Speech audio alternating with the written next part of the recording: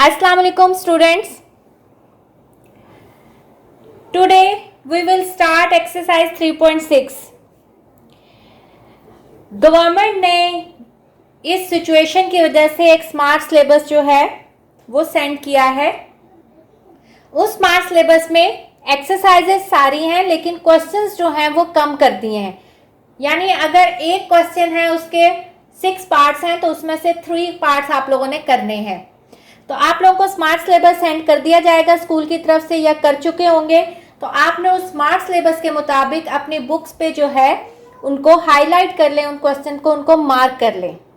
मैं आपको वो क्वेश्चंस करवाऊंगी और अगर मुझे कहीं ज़रूरत पड़ी कि कोई और क्वेश्चन करवाना पड़े ताकि उसकी वजह से कोई और क्वेश्चन की जो सिलेबस में है उसमें समझने में आसानी होगी तो मैं आपको वो करवाऊंगी। लेकिन आपने पेपर्स में या जो आपने प्रैक्टिस के लिए उन्हीं क्वेश्चंस पे फोकस करना जो आपको स्मार्ट सिलेबस में दिए गए हैं। तो अब हम स्टार्ट करते हैं एक्सरसाइज नंबर 3.6। 3.6 में क्वेश्चन नंबर 1 है, if A ratio B is equal to C ratio D then show that. इसका आपने क्वेश्चन नंबर 1 का सेकेंड पार्ट, थर्ड पार्ट और 6 पार्ट जो है वो आपके सिलेबस में इंक्लूड है स्मार्ट सिलेबस में। तो हम ये तीनों पार्ट्स करेंगे क्वेश्चन नंबर 1 के। अब आप देखें 3.6 में है कि अगर आपके पास A रेशो B जो है वो बराबर है C रेशो D के, तो आपने ये जो क्वेश्चंस दिए हुए इनको प्रूव करना है। अब अगर आपको याद हो हमने एक्सरसाइज 3.4 में भी इस तरह के क्वेश्चंस किए थे। उसमें और इसमें डिफरेंस ये है कि उसमें आपने प्रूव करना था कि A रेशो B जो है वो बराबर है C रेशो D के, और आपको ये क्वेश्चंस दिए हुए थे। इसमें आपने कंपोनेंडो डिवाइडेंडो थ्योरम अप्लाई करके ये प्रूव किया था। लेकिन अब वाली एक्सरसाइज में उसने आपको गिवन में ये दिया हुआ है कि A रेशो B जो है वो C रेशो D के बराबर है। आपने ये प्रूव करना है। तो इस तरह के क्वेश्चंस को सॉल्व करने के लिए हम एक K मेथड अप्लाई करते हैं। डिफरेंस समझ आया? 3.4 में आपने इसके इक्वल प्रूफ करना था, लेकिन 3.6 में उसमें हमने कंपोनेंडो डिवाइडेंडो थ्योरम अप्लाई करके प्रूफ किया था। इसमें आपने ये आपको गिवन है कि ये A रेशो B जो है वो C रेशो D के बराबर है। आपने ये प्रूफ करना है, यानी left hand side right hand side के इक्वल प्रूफ करनी है। तो इसमें हम करते हैं K मेथड अप्लाई करके। अब हम स्टार्ट करते हैं क्वेश्चन कि ये क्वेश्चन कैसे होगा। इसको हम K मेथड कहते हैं। K मेथड में हम क्या करते हैं कि जो सबसे पहले उसने हमें गिवन में दिया हुआ है उसको हम लेट करेंगे। Let A ratio B is equal to C ratio D एक K कांस्टेंट के बराबर है, इसलिए इसका नाम K मेथड है क्योंकि हम इसमें इसको K के बराबर करते हैं। अब अगर आप इसको रेशो से खत्म करके फ्रैक्शन में लिखें तो आप लिख सकते हैं, ठीक है। अब देखें A बाय B जो है वो भी K के बराबर है, C बाय D जो है वो भी K के बराबर है और A बाय B और C बाय D आपस में भी बराबर है। तो इसका मतलब ये K इन दोनों के साथ बराबर है, तो हम इसको सेपरेट करके लिख सकते हैं A बाय B भी K के बराबर है एंड C बाय D जो है वो भी K के बराबर है। अब ये B यहाँ डिवाइड हो रहा है, वहां जाके मल्टीप्लाई हो जाएगा और इसी तरह यहाँ ये D जो है वो उधर जाके मल्टीप्लाई हो जाएगा, ठीक है। अब आपके पास A की वैल्यू आ गई B के और C की वैल्यू आ गई D के। अब आपके पास जो गिवन इक्वेशन है उसको हम लिखेंगे जो कि क्या है, 6A minus 5B over 6A plus 5B is equal to 6C minus 5D 6C plus 5D। अब देखिए आपने ये left hand side right hand side के इक्वल प्रूफ करनी है, तो मैं ये दोनों चीजें साथ साथ लेके चलूंगी। आप इनको सेपरेट करके भी चल सकते हैं, पहले लेफ्ट हैंड साइड प्रूफ कर लें फिर राइट हैंड साइड कर लें, फिर दोनों को चेक कर लें इक्वल है या नहीं। लेकिन ये इतनी लेंथी प्रोसेस नहीं है, इसलिए हम इनको साथ साथ लेके भी चल सकते हैं। अब आप देखें इसमें आपने A को B के पुट करना है और C को D के पुट करना है गिवन इक्वेशन में। यानी ये जो आपके पास इक्वेशन है, इसको अगर मैं इक्वेशन 1 का नाम दूं तो मैं लिखूंगी put A is equal to B K and C is equal to DK in equation 1। तो हमारे पास क्या आएगा, जहां जहां A है वहां वहां क्या लिख देंगे, BK माइनस 5B, B को वैसे ही रहने देंगे, फिर 6BK प्लस 5B। यहां C की जगह क्या पुट कर देंगे, DK minus 5D, 6DK plus 5D। यहां तक हमने सिर्फ और सिर्फ अभी वैल्यूज पुट की हैं। अब आप देखें यहां आपके पास कोई चीज कॉमन आ रही है। क्या कॉमन आ रही है, आपके पास B कॉमन आ रहा है, तो हम यहां से B कॉमन लेंगे तो अंदर बचेगा 6K माइनस 5, और यहां से भी B कॉमन आ जाएगा तो 6K प्लस 5। ये B से कट जाएगा क्योंकि अब ये कॉमन में आ गया है, और यानी ये मल्टीप्लाई हो रहा है, इसलिए ये ऊपर नीचे कटिंग होगी। यहां इसको हम कट नहीं कर सकते क्योंकि ये उसमें कॉमन में नहीं है, उसके पास मल्टीप्लाई में नहीं है। यहां से देखें D कॉमन है, 6K माइनस 5, यहां भी D कॉमन है, 6K माइनस प्लस 5, यहां भी D से कैंसिल हो गया। अब आप देखें कि आपके पास लेफ्ट हैंड साइड में क्या आया, 6K माइनस 5 और 6K प्लस 5, और यहां आ गया 6K minus 5 over 6K plus 5। तो ये आपके पास लेफ्ट हैंड साइड जो है वो राइट हैंड साइड के इक्वल आ गई है। तो हम कह सकते हैं कि left hand side is equal to right hand side. So आपके पास जो गिवन इक्वेशन है यानी 6A minus 5B over 6A plus 5B बराबर है 6C minus 5D over 6C plus 5D, hence proved. यही इसने आपने को प्रूव करने के लिए कहा था। तो हमने जब ये इक्वेशन प्रूव करनी है तो हम के मेथड अप्लाई करेंगे, और अगर हमने ये प्रूव करना है कि A ratio B C ratio D के बराबर है तो हम कंपोनेंडो डिवाइडेंडो थ्योरम अप्लाई करेंगे। अब हम इसका थर्ड पार्ट करते हैं जो कि आपके स्मार्ट सिलेबस में इंक्लूड है। तो आपके पास गिवन में आपको क्या दिया हुआ है कि A रेशो B जो है वो C रेशो D के बराबर है, ठीक है। तो लेट हम करेंगे कि A रेशो B जो है वो C रेशो D के बराबर, और ये K वैल्यू के बराबर है। A बाय B इनको फ्रैक्शन में लिखेंगे, C by D is equal to K, और A by B is equal to K and C by D is equal to K। A यहीं रहेगा तो ये B के बन जाएगा,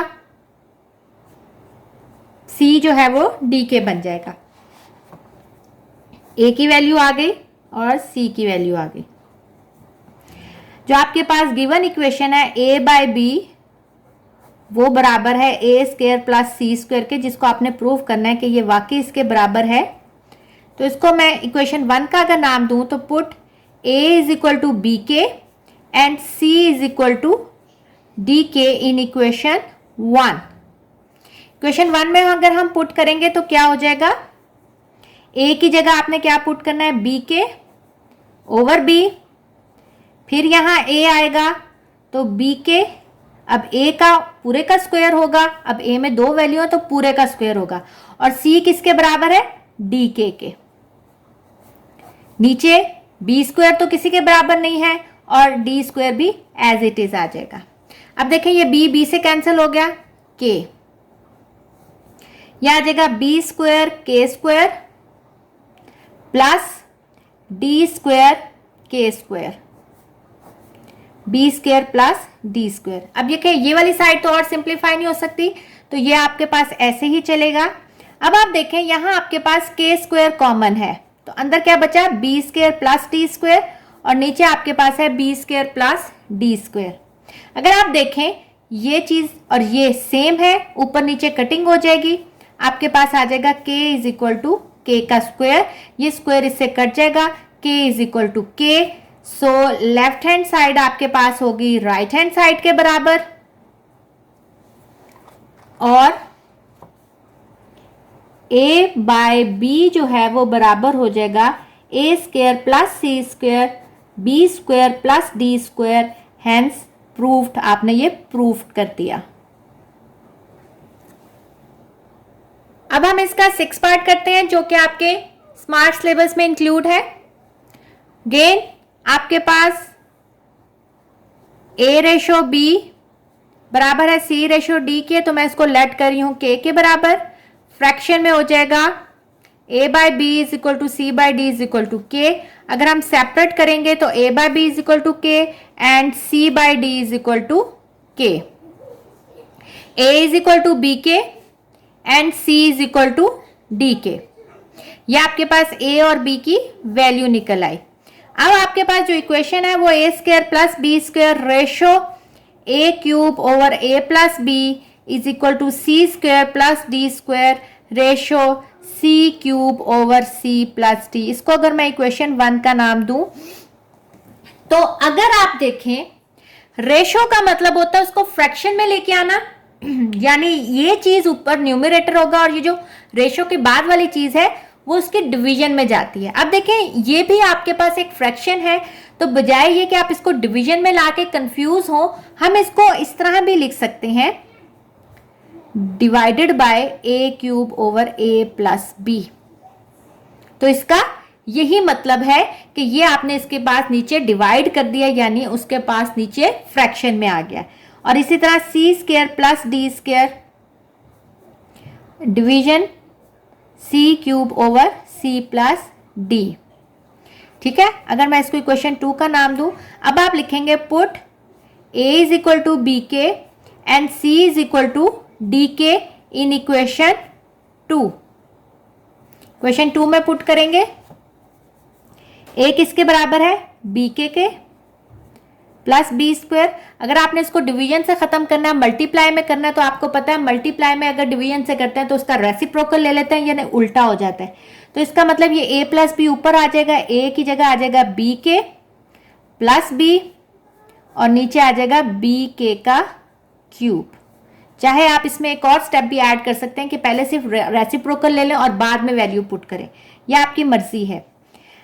C किसके बराबर है DK के, तो DK का स्क्वायर प्लस D², इसको भी मल्टीप्लाई करेंगे तो DK प्लस D और DK का क्यूब। तो ये आपके पास आ जाएगा B² K² प्लस B² और ये आपके पास मल्टीप्लाई हो रहा है BK प्लस B और नीचे आ जाएगा B³ K³ is equal to, यहां भी आपके पास क्या बन जाएगा D² K² plus D² into DK plus D over D³ और K³। अब अगर आप देखें इसमें से आपके पास B² कॉमन आ रहा है, तो हम B² कॉमन लिख सकते हैं। अंदर क्या बचा K² प्लस 1। और अगर आप इसमें से देखें तो B कॉमन आ रहा है, अंदर क्या बच रहा है K प्लस 1 और यहां आ जाएगा B³ और K³। इसी तरह यहां से D² common K² plus 1, D common K plus 1 और नीचे आ जाएगा D³ K³। अब देखें ये मल्टीप्लाई हो रहा है, इसका मतलब B² जो है वो B से मल्टीप्लाई हो सकता है, तो हम इसको इससे क्या करेंगे मल्टीप्लाई करेंगे। तो ये बन जाएगा B³ K² plus 1 K plus 1 over B³ K³। इसी तरह ये इससे मल्टीप्लाई होगा D³ K² plus 1 K plus 1 D³ over K³। ये D³ इससे कट जाएगा क्योंकि अब ये कॉमन यानी मल्टीप्लाई में आ गया, ये इससे कट जाएगा। आपके पास क्या आ गई value K² plus 1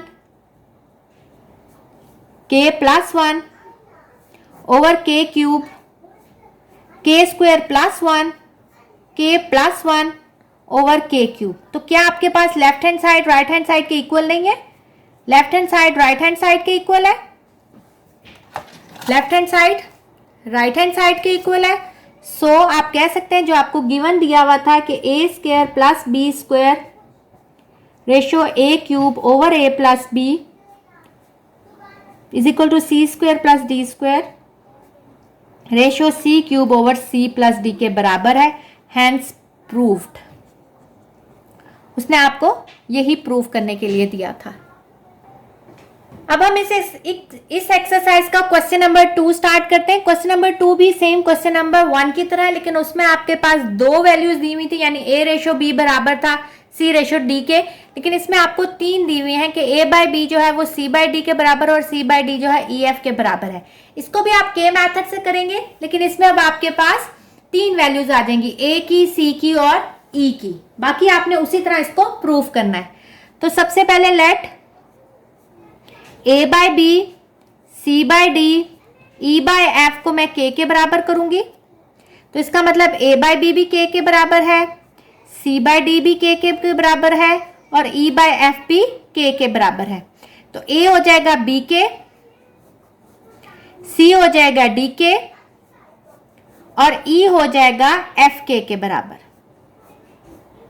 given equation आपके पास क्या है, A C plus C E plus E A over B D plus D F plus F B.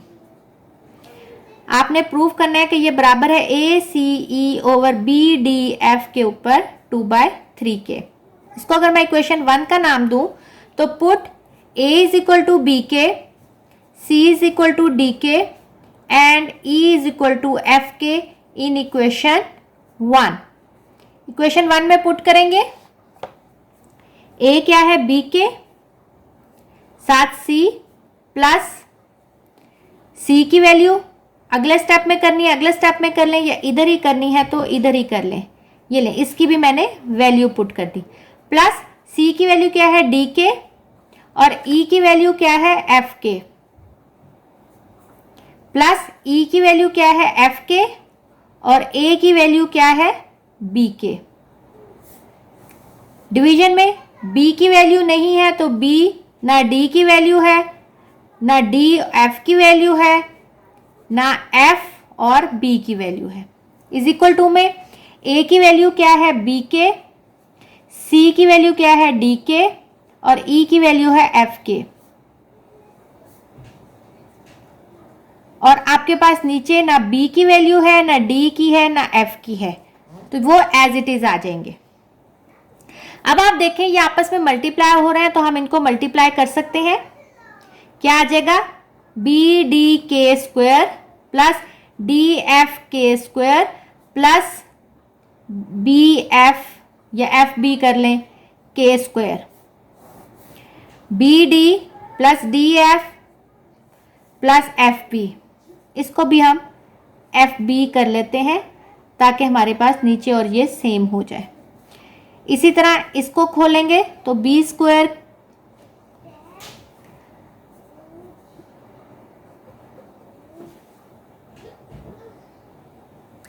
आपके पास बी डी एफ एक दफा ही है वो लिख दिया, के 3 दफा, इसका मतलब के की क्यूब और नीचे आ जाएगा बी डी एफ और होल के ऊपर है 2/3। अब आप देखें इसमें से के स्क्वायर कॉमन आ रहा है, अंदर क्या बचा, b D plus D F plus F b, नीचे क्या है b D plus D F plus F b. इसी तरह यहां बी डी एफ से कट जाएगा ऊपर नीचे और आपके पास आ जाएगा के क्यूब के ऊपर 2/3।